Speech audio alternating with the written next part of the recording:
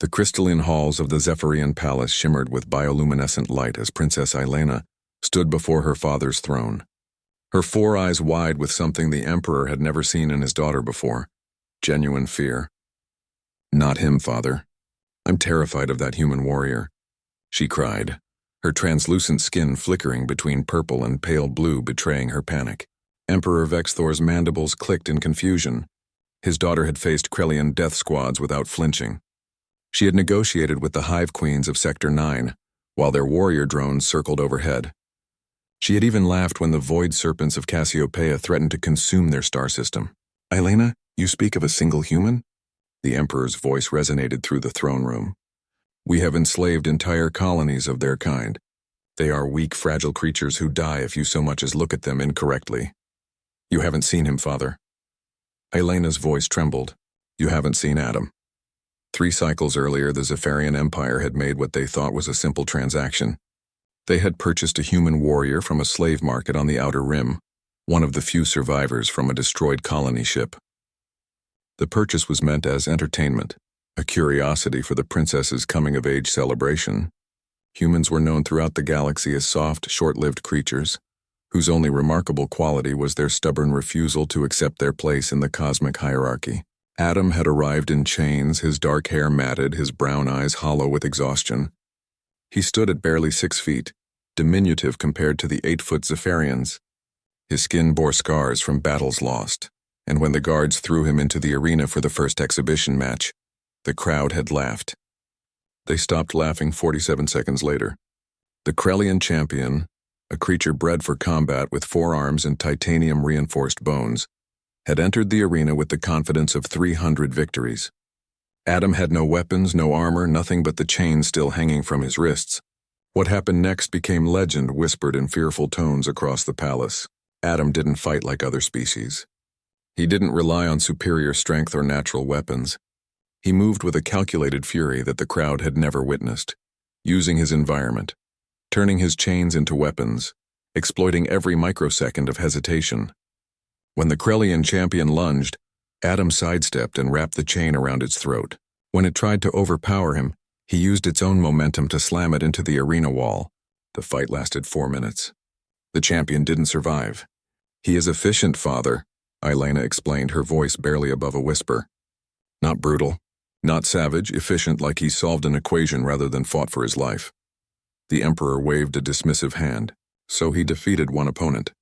Perhaps we underestimated this particular specimen. It changes nothing. It wasn't just the Krellian."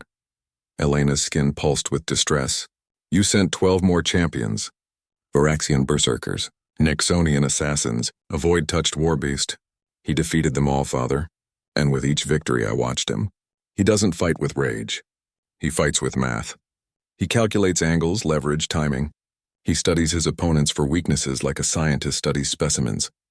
She moved closer to the throne. "And the worst part? After each fight, while the crowd screamed for his death, he looked up at my viewing box. Not with hatred. Not with fear. With assessment. Like he was studying me too, calculating, planning." Emperor Vexthor felt a cold sensation in his core. "You fear he will attempt escape?" "I fear he already has it planned down to the millisecond," Aelena said. "Humans are supposed to be weak, father. But I've been researching their species. Do you know what they did on their homeworld? They were prey animals once. Slow, soft, without claws or venom. They should have been extinct.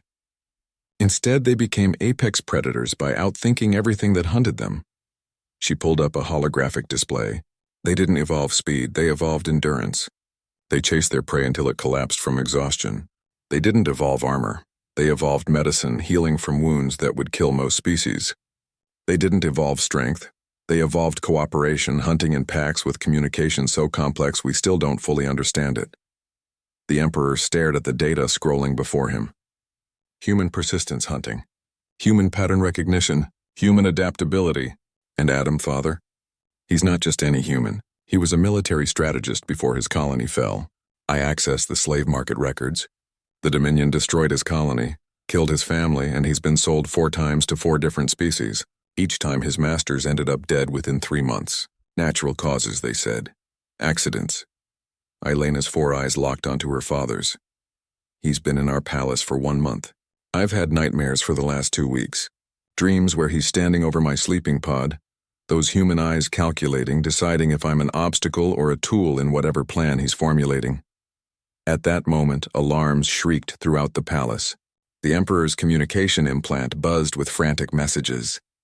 Your Majesty, the human has escaped. He's breached the Eastern Armory. All guards converging on Sector 7. He's disabled the primary security systems. He's not alone. 36 slaves have joined him. He freed them from the detention levels. Emperor Vexthor rose from his throne, his massive form trembling. Deploy the Imperial Guard. Seal all exits. One human cannot. The throne room doors exploded inward. Through the smoke walked Adam, no longer in the rags of a slave, but in stolen tactical armor. Behind him, an army of freed prisoners from a dozen species. In his hands, he carried not Zephyrian weapons, but improvised explosives, hacked security tablets, and a length of chain. His human eyes swept the room with that terrible calculating gaze Elena had described. When he spoke, his voice was calm, almost conversational. Emperor Vexthor, I've disabled your planetary defenses, hijacked your communication arrays, and broadcast your slave trafficking records to every civilized system within 100 light years. Your empire's reputation is finished. He smiled, and it was the coldest expression the Emperor had ever seen. But I'm a reasonable human. Surrender now, and I'll make sure your trial is fair. Elena had been right to be terrified. Humans weren't strong. They didn't need to be. They were something far more dangerous. They were relentless, adaptable, and they never ever stopped calculating their next move.